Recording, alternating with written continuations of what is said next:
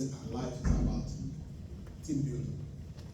Recruiting is not just in this business, it's in the church, it's the government recruit, the military recruit, the recruit in school. Do you mind holding the mic? Huh? It's very low also. Okay, let me use it. It's good now. Yeah. Just speak louder. All right. Can you hear me now? Yes. Okay, we are talking about building a great team. Let's go back to that first slide. Yes, stay here. So if you look at Steve Jobs, say great things in business are never done by one person. They are done by a team of people. You cannot do, even God could not do things alone. God have to create man. He said, let us. So the angels were involved. Everything was involved in creation. But he has the ability to do it by himself. So we have to understand that we must go past trying to be the star. We have to bring other people.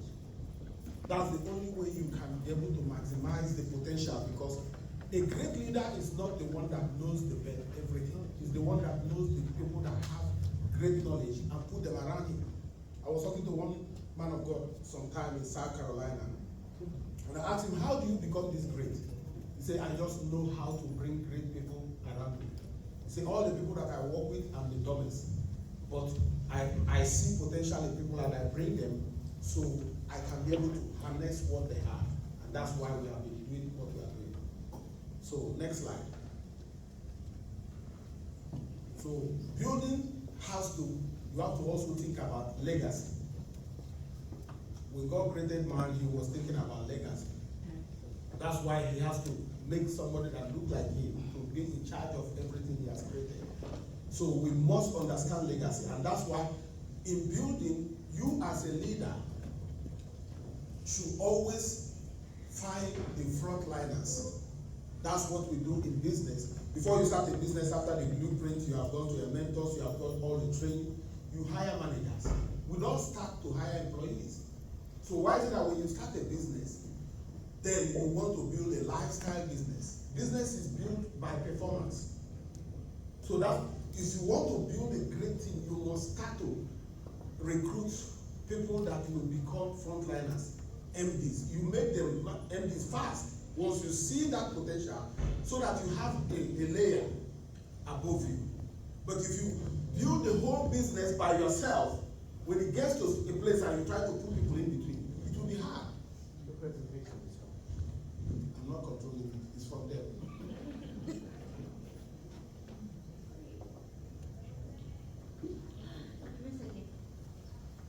Everything is controlled from here. They have the slide, so I don't have anything. Okay, so you can look at the picture we have here. Empowering tomorrow leaders. If you want to go fast, you go alone. But you get tired and that's it. But if you want to go far, you go together. So that it's like a marathon. When the first group get tired, they hand over the baton, the marathon continues. The same momentum will continue to go. Next slide. What's a great team? I talked about the spiritual side, unifying group led by a vision. Like in our business here, we have financial literacy as our vision, and a mission which is 30 by 30 under a divine guidance. I quoted the Bible there, Ecclesiastes 4:9, talking about two are better than one, because they have good reward for their labor. So if one fall, the other person will lift them up. In business, high-performing skill group aligned with shared values and purpose. What are the traits for a great team? There must be trust in it. Jonathan was talking about trust. If you don't trust people you are working with, you can never work with them. I was counseling a lady one time. She was telling me that I don't trust my husband. I said, why do you marry him? He said, that marriage will never work.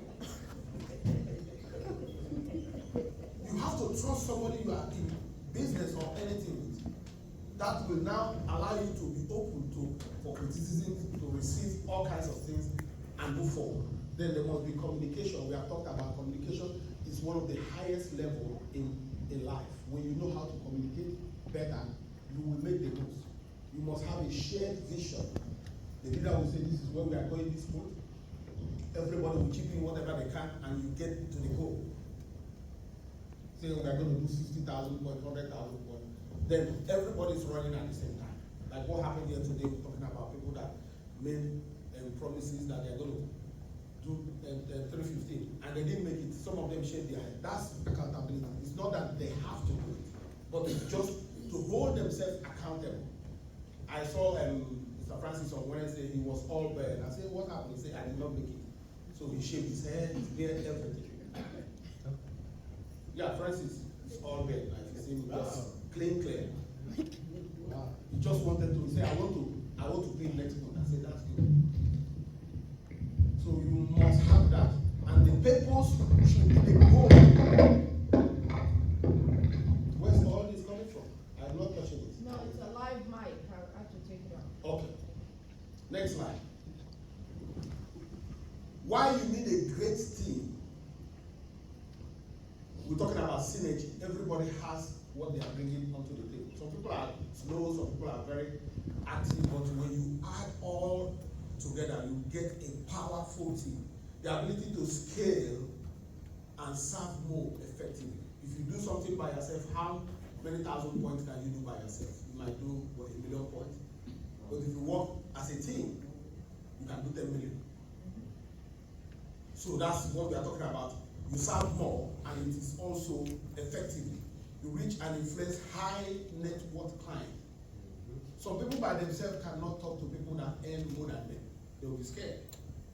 But if you have a team that some of them are professionals, some of them are not, that everybody share their value.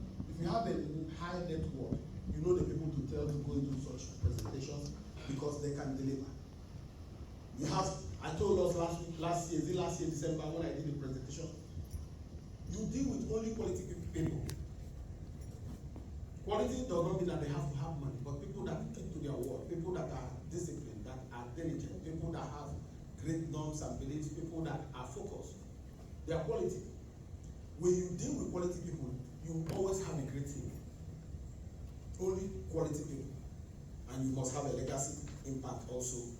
The Bible talked about a good man leaves inheritance for his children's children. So what's going to be a legacy? As a leader, it won't take time for you to begin to see the next frontier, people you will hand over. You begin it when the business has not even become big. Because if you say, I'm going to do it when I get there, then you will never do it. Then somebody have to push you out.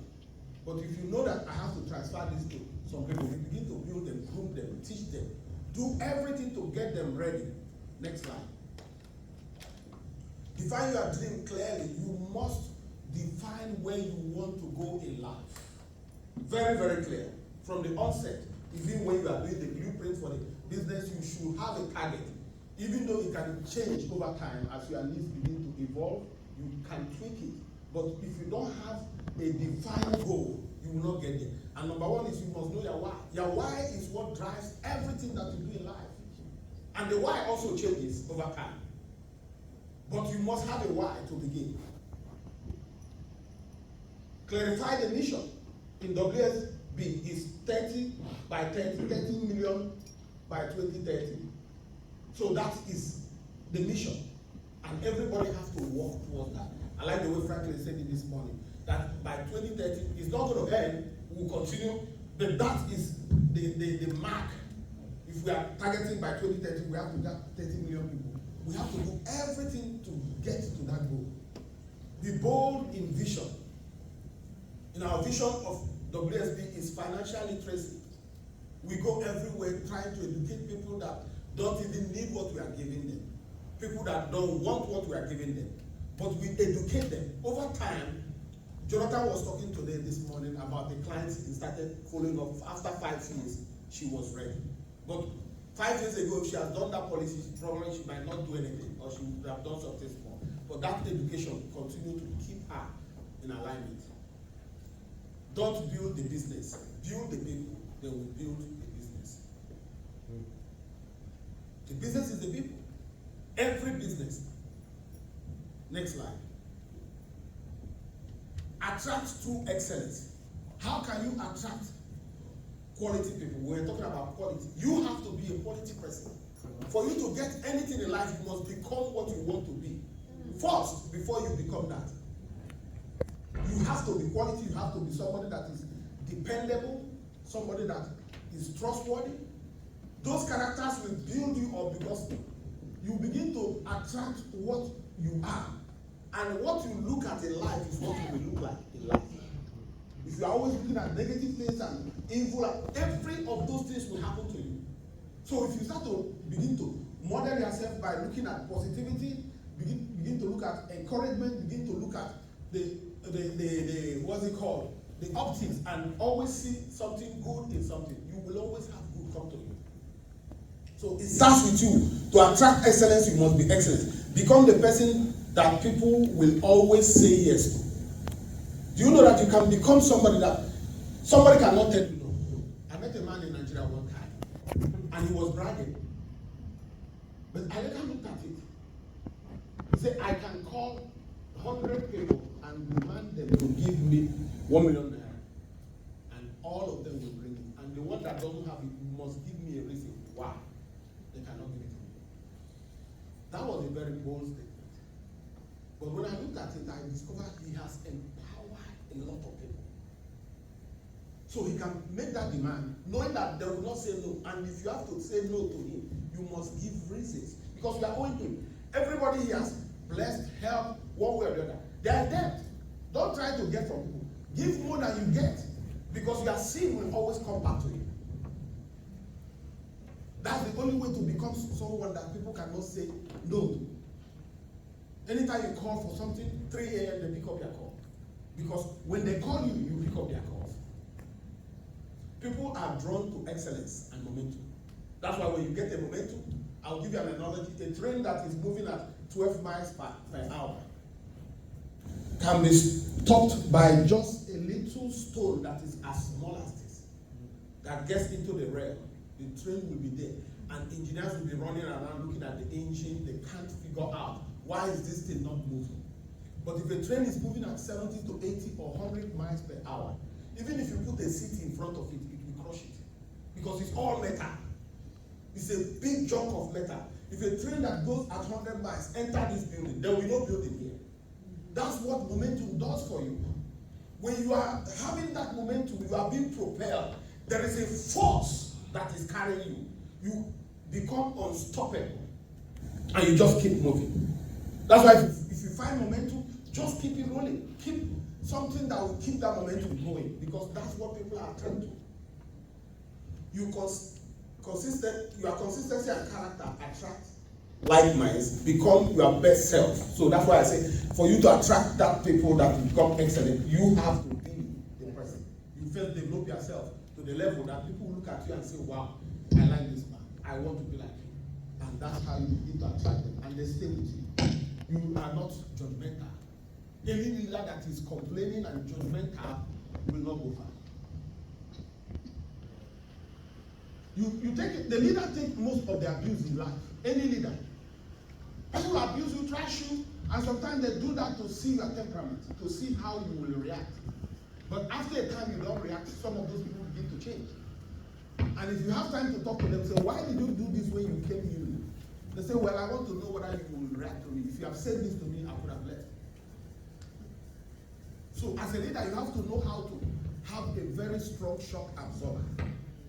You absorb things. You can go home and cry to your wife or your children, but you don't do it in front of the people you are subordinate. You just move on. Proverbs 22. The Bible says, "Seest thou a man diligent in his business, you will not stand before men people. You will stand before kings." Anybody that is active, working, diligent, doing the right thing at the right time. Let me tell you, the sky is not your limit. Heaven is your limit. There will be no limitation in your life. Next slide. You build with intention. Don't build haphazardly. Pick people and begin to build them. It takes time to build. But when you pay the price, I remember on Wednesday when Nita was showing us her team and how she was running like somebody that has no control. And the people that will see her then will not understand. she had what we call a sense of urgency. That everything she wants is in the life of these people. And some of those people, probably when she met them, they did not look like people that will become great. But she saw something in them. And she decided to build all of them. Today, she's reaping the fruit of her labor. Lead by example, John Maxwell said, leadership is what? Influence. You have to set a culture of honor and excellence. Honor the right things. When people say the right things, do the right things, you know, appreciate them. So that other people will also do the same. Next slide. Retain true vision and value. You see, the vision is always to be reaffirmed. That's why I like when coach come back and tell us the history of the WSB and tell us where they started and the goal, where they are going. Those things should not be told once. I remember when I was still working, every time we have to go and sit down and do ethics and learn all this and watch all kinds of old videos, how the company started and what they did, and we say, why am I doing this every year? You do that. If you don't do that, they have to kick you out. Whether you are in top management, you have to sit in that room for 1 hour, watching videos and understanding about the company. What is the leader doing? Is to retain that vision in you. It must be told again and again and again and again. You don't tell the story once. Keep reminding the team of the big picture. And what is the big picture? Financial freedom. So if you see somebody, you bring them and maybe they are beginning to do well, you remind them that the goal is not for you to change your car or to buy a house or to pay your students' school fees. It's to be free. So if they continue to know that we have not gotten to the place of the goal, then they will continue to work hard. Provide opportunities for growth. Help team members to make money. That's one of the greatest ways to keep any team. It doesn't matter whether it's WFG or anywhere. If you bring people in and they don't make money over time and you keep telling them money is going to come, they will let you go. But show them how to make money. And some of them will be slower to get it.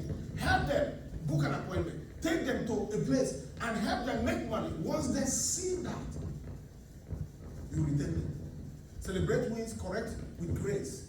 Like when somebody has done something, don't just tear them apart and tell them how worthless they are, but correct them with grace.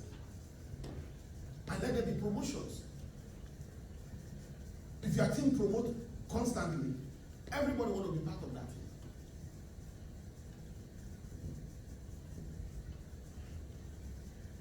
If you look at the book of Corinthians 12:21, you can read all of them from 14, but I just pick verse 21. He said, and the eye cannot say to the hand, I have no need of it. How can the eye say I don't need the hand? The eye will see something, but it's the hand that will go and get it.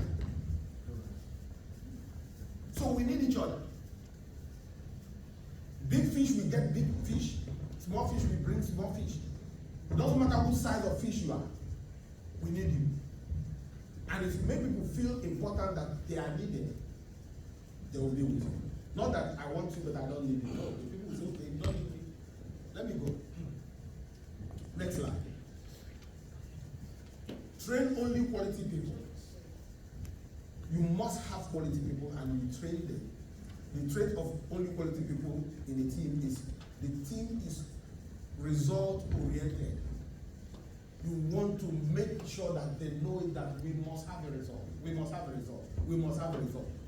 That's going to be the mantra of the team. Result must come. Whichever way the result, it has to be either a recruit in WFG or a sale. But we must have a result. Whether big or small. If it's 10 policy, get it. Somebody just want to learn, train them. Whichever way. Professionalism and credibility. Leveraging and collaboration. This is one of the greatest way to retain people. When you leverage, don't say you have it all. As a leader, you look at sometimes there are things you don't have, maybe you don't understand and use it very well. You find somebody that is even a sideline that is not part of your team and bring them to help your team on such products when it comes to the blade. When you leverage and collaborate, that's why in America, cooperation, in fact, God is a corporate God. God couldn't do it alone. He has to duplicate himself into three. The Father, the Son, and the Holy Spirit. Corporation, you see corporations buy up other small companies because they want to get bigger. The moment you do collaborations, you become big. bigger, you begin to dominate. That's why I like what is happening in Atlanta Financial Center. Different teams come together. Sometimes we might not see the importance of what is happening here, but over time you will see how big this place will be. It will be one of the models that people will be talking about. Because these are people that have different dimensions, but they have to forget about ego and come to the days of his drivers and janitorial workers. They won't invite him then. If you just heard that something is happening in their life, as big as he is, the richest man in the world, he will come into their small house and they will be surprised that how come this man is so likable and relatable. You must do that as a leader. You must build relationship, especially to the people that you want to retain. It's not everybody, but you pick people and build relationship with them. You must be result-focused mindset. You must have value, be value-driven. There should be something you believe in. Don't just believe everything. Don't do everything that everybody is doing. The leader must have a way to have values that this is what we do, and we stick to that. Next slide. I'm going to talk a little about Steve Jobs. Many times we have talked about him, not enough, but he was a great leader. Steve Jobs started with a bold dream in a garage. With just vision and few friends, he didn't build computers. He built movement. But he knew he could not do it alone. He chose great teams, cast vision, and even prepared a successor. Do you know that when Tim Cook came in, he was not even in the line to take over from Steve. But because Steve knew that this is the man that will mirror his life. When he was sick, instead of handing over to some of the people that have been with him from the beginning, he handed over to Tim as what's it called? There's a name he gave him there. He was a CEO, but not the main CEO. It was like something like, he was standing for Steve. While Steve was going to India and everywhere to do his medical treatment, but he already knew that this is the man for the job. So by the time he passed away in 2011, Apple was worth $350 billion. Under Tim Cook leadership from 2011 to now, Apple is the most valuable company in the whole world, $3 trillion. But Steve Jobs knew that Cook will become that. And he knew that I cannot make it to the finish line, but I know that this guy will get it. Probably they have some personal discussions that they had before he passed, which Cook will tell us later in life. That's a great leader. Why? Because Steve built a team that could thrive without him. Apple does not have to depend on him to become what it will be. The moral is just build a dream, but a team that outlive and outperform you. Dream fail, but legacy remain forever. Next slide. We have bad teams also. If you have a bad team, don't fight them, change them. The only way to change them is recruit new teams. Remember, all of a sudden they will begin to eliminate themselves one by one. Instead of you fighting a bad team, you will also be as terrible as they are. You just change them. You just keep recruiting. The only way to scale up is to change your team by bringing new blood, fresh blood. The audio. This audio, what are we doing with this audio? Let me just go on this. Can you hear me now? Yeah. Okay. Thanks.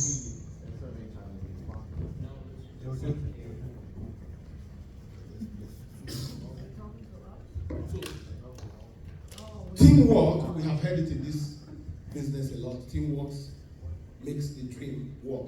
But a vision becomes a nightmare when the leader has a big dream and a bad team. So if your dream is as big as $1 billion and your team is thinking 100,000, it will not work. So every time you bring it, you scare them. So instead of fighting them, change them. Find quality people that will begin to think in alignment with you. A lot of leaders have gone into this personality contest and fighting their team, and before you know it, you don't have a team. depressed, you don't even have a vision anymore. Because now they will sow into you all their negativity and tell you how it will never work and all that. And you begin to believe yourself. Say, I don't think this vision was from me. So you have to change your team constantly. Refresh your team. Next slide. Call to action. You must reflect on your dream. Who do you need to make it real? You must start by identifying and building, not tomorrow, yesterday. But we are already late. The best time to start anything is yesterday, not today. Assign tasks. List 3 people who will be part of your dream team. I don't know why it's always 3, but I don't know, it's like that. In every industry, there's the big 3. Go to the banking, there's Bank of America, Chase, and Welfare. And the big 3. Auto industry, Chrysler, talk about GM Motors, and what's the other one? Ford. It's always 3. Jesus started with Andrew, Peter, and James. Those are frontliners. There's something about the power of 3. You must identify those 3 so you become the 4th man. If you can build them, bring them up quick, and they don't have to have everything. Once you identify them, promote them. Because every business must start as a performance business, not as a lifestyle business. Many of us have done that mistake before. You want to